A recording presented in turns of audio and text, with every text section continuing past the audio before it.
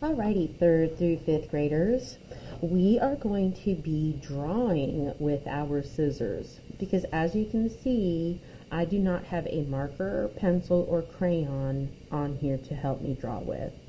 Now, if you really do not feel comfortable just using scissors and you would like to draw your shapes out first, that is completely understandable and totally fine. But I really want you, being an older student, like we're reviewing shapes, but I didn't really want you to have to do them just drawing out squares the normal way you know how to draw squares.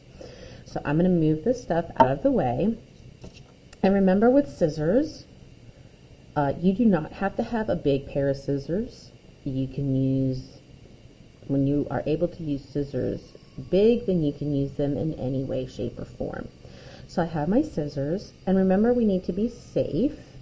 And making sure that the blade stays in your hand if you are walking with them or passing them to someone.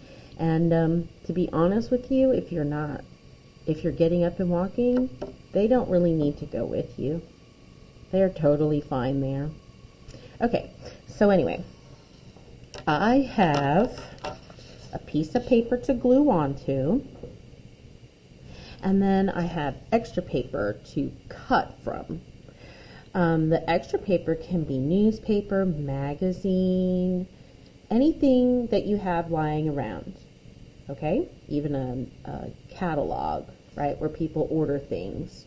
Okay, so for drawing, I am actually going to work hard, work smart and not hard. So I'm going to first start with some rectangles, and this is what I mean drawing with my scissors. That's it, just like that. I've made 2 rectangles, and actually I want to make those in half. So there's that. Okay, that's to make some rectangles. In order to maybe make some squares, you can do the same thing. Double up your paper, cut a rectangle out, but make sure that you try to have even sides because, there we go. A little bit, yeah. I'm going to say these are my squares. And I like these over here. That's fine. Actually, those are like more like rectangles, but I need to make these a little bit smaller. There we go. There's my square. Okay, yes, there is a difference. There is a difference. All right. Whew. Okay, there's some squares. All right, these rectangles, I love it. Take the rectangles, and I'm going to cut corner to corner, and now I've got triangles. Okay, so I'm going to do that again.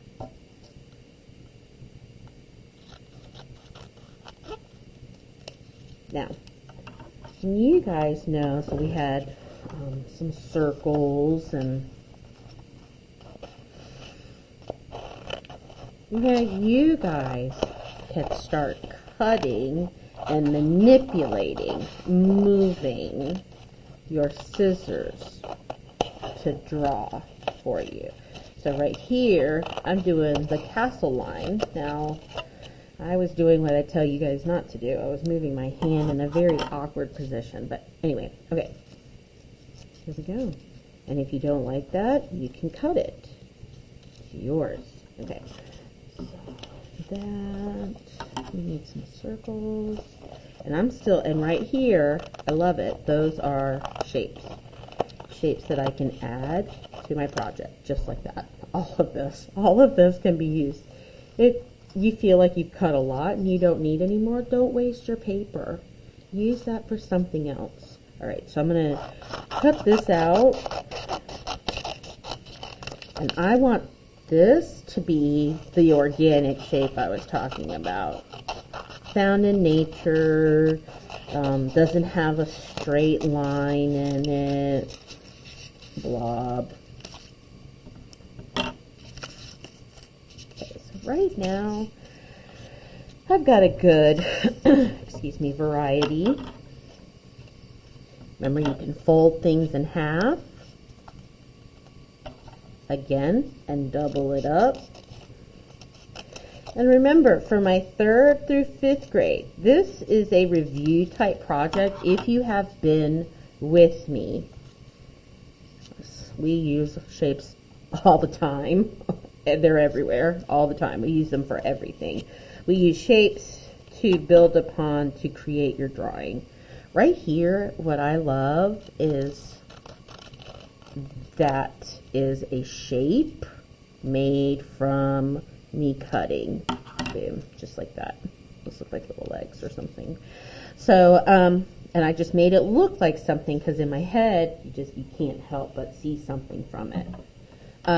You do not have to have this project be turned into something, meaning you don't have to make these shapes, put them together to create something.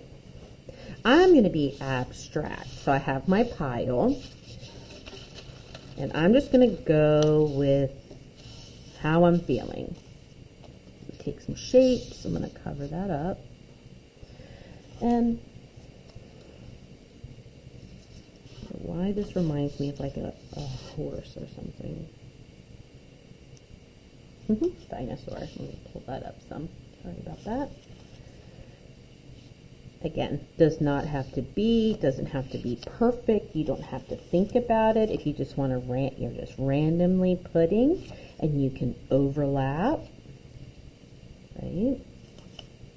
Okay, so as you can see, it's just taking the shapes that we drew with our scissors, cut out, and now adding it to my extra piece of paper. Okay. And you guys, I would love to see how you try to create a trapezoid, pentagon, hexagons, octagons. It'd be interesting to see if how you came up with those in drawing them with scissors. And how was it? Is it easier to draw with something first before you start cutting?